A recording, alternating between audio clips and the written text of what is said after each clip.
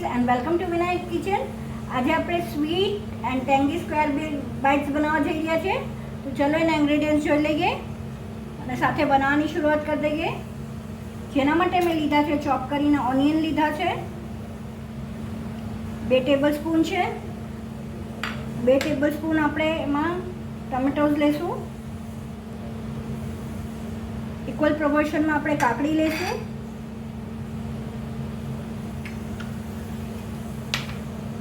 આપણે એમાં મરચું એડ કરશું, લાલ અને લીલું બેવ એડ કરશું. આપણે એમાં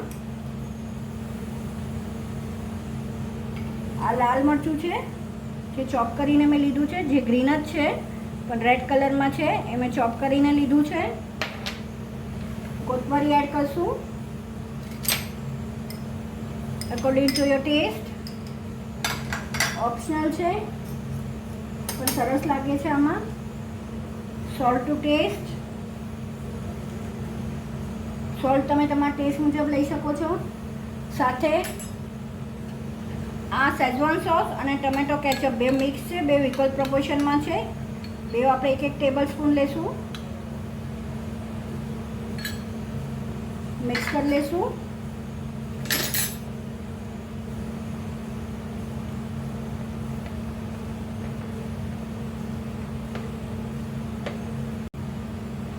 લેમન એડ કરશું.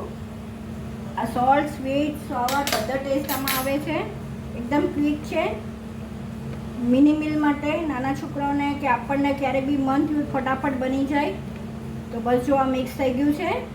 આવી રીતે કોઈ પણ બિસ્કિટ લઈ લઈશું, ક્રેકર્સ કે ગમે એની પર આપણે આવી રીતે મૂકી દઈશું પ્રોપરલી અને ડીશમાં મૂકતા જશું.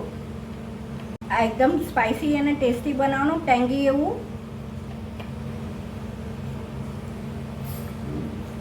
આવી રીતે આપણે બધા જ બાઇટ્સ રેડી કરી દઈશું. તો આપણે બધા ટોપિંગ્સ મૂકી દીધા છે બિસ્કિટ ઉપર. હવે એની ઉપર આપણે ચીઝ એડ કરી દઈશું.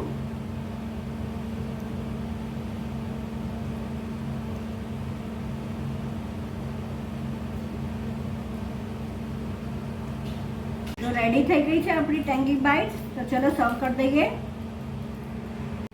તો સર્વ થઈને રેડી છે મારા ચીઝી ટેંગી બાઇટ્સ, જે સ્વીટ બિસ્કિટમાં બનાવ્યા છે. તમે સોલ્ટીમાં પણ બનાવી શકો, બહુ ટેસ્ટી લાગે છે. આઈ વિશ તમને આ ક્વિક રેસીપી જરૂરથી ગમી હશે. જો ગમી હોય તો લાઇક, શેર અને સબસ્ક્રાઈબ કરવા ન ભૂલશો.